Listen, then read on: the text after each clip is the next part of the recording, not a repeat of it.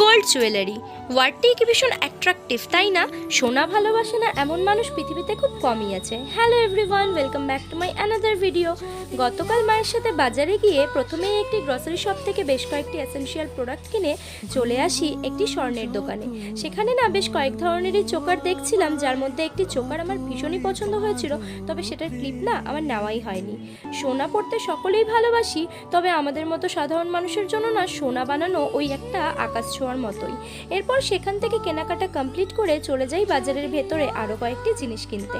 এই ধরো table cloth, বোতল, ঘর সাজানোর জিনিস, আরও কিছু। এরপরই আমার চোখ যায় একটি সাজার জিনিসের দোকানে। আর জানোই, মেয়েদের কাছে সাজার জিনিসের দোকান মানেই সেখান থেকে তারা কিছু কিনবেই।